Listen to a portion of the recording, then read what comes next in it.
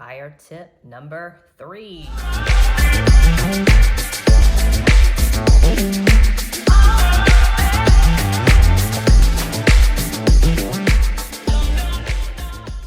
I always get asked, how much money do I need to purchase a house? So today we're going to talk about the 5 things you need to know before you enter into a contract. And again, I love to refer this out to my trusted lender partners, but I do feel it's important we address this, and I want to make sure you're aware. Number 1 is going to be your earnest money. This is a good faith deposit. You're basically putting the house on hold. These typically range from 1% and up. You can kind of add more money to it if you want to create a more competitive offer, like you have more skin in the game, but most of the time 1% of that offer price will suffice.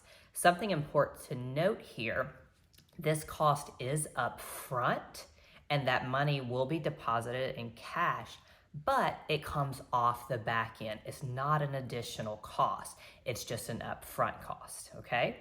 Second is going to be your inspection cost. And this is completely on you.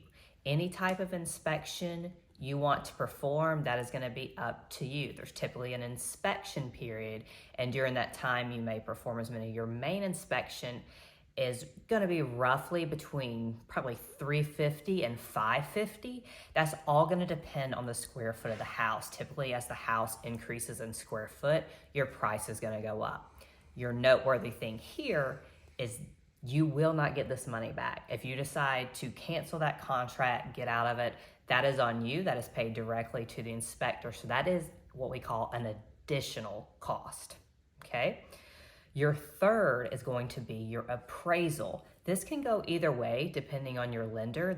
They may require you to pay for the appraisal prior, or you can wrap this into your closing costs. That's something for you to address with them.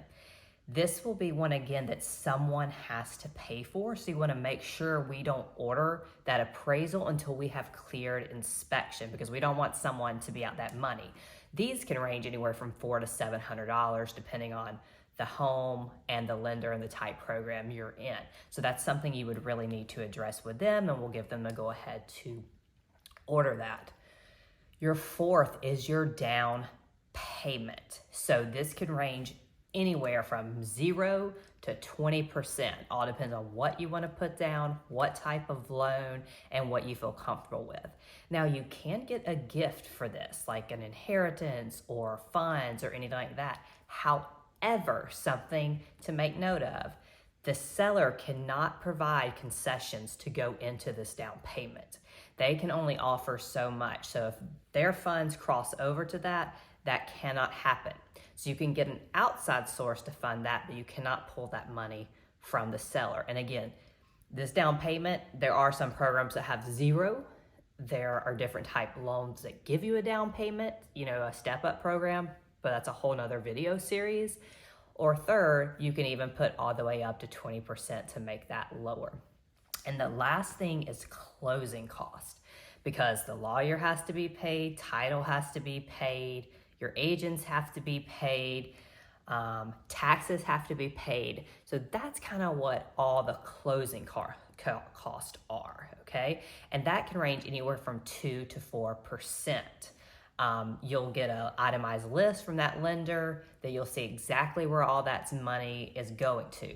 This is something that you can request from the seller. Now, in a competitive market, we didn't see a lot of that. But as the market's starting to slow and balance out, we are seeing sellers offer concessions, which this can be a huge, huge thing, especially for first-time home buyers not having to bring a large lump sum to the table. So those 5 things that you need to know and be aware of. The rest is gonna come from that loan.